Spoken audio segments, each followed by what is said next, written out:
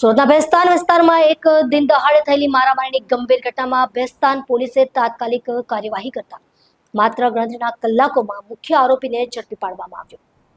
આરોપી ઇસરાર ઉર્ફે છોટે દ્વારા ફરિયાદીને ધમકી આપી અને માર મારવામાં આવ્યો હતો। આરોપીની ધરપકડ બાદ પોલીસે રિકન્સ્ટ્રક્શન કર્યું હતું। પોલીસ પાસેથી પ્રાપ્ત વિગતો અનુસાર ફરિયાદી ગફાર હમીદ શાહ પોતાના મિત્ર સાથે શાલીમાર ઝૂંપડપટ્ટી પાસે બ્રિજ નીચે બેસેલા હતા ત્યારે આરોપી ઇસરાર ઉર્ફે છોટે, તેનો ભાઈ ઇરશાદ ઉર્ફે બડે અને એક અજાણ્યો ઈસમ કાળી થાર ગાડીમાં આવી પહોંચ્યા હતા। આ ત્રણેય ફરિયાદી સાથે બોલાચાલી કર્યા બાદ ઢીક મૂકીનો માર મારી જાનથી મારી નાખવાની ધમકી આપી કાયમનો ખોફ ઊભો કર્યો હતો।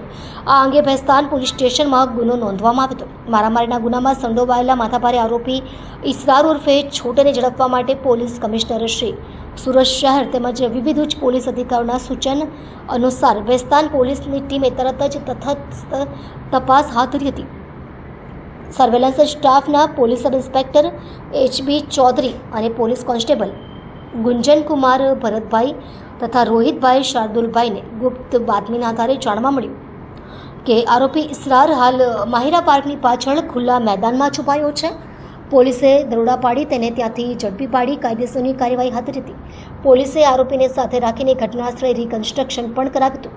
ભેસ્તાન પોલીસે બતાવેલી ત્વરિત અને પ્રભાવશાળી કામગીરીના પરિણામે ફરિયાદી અને સ્થાનિક લોકોમાં વિશ્વાસ અને સુરક્ષાનો ભાવ વધ્યો હતો।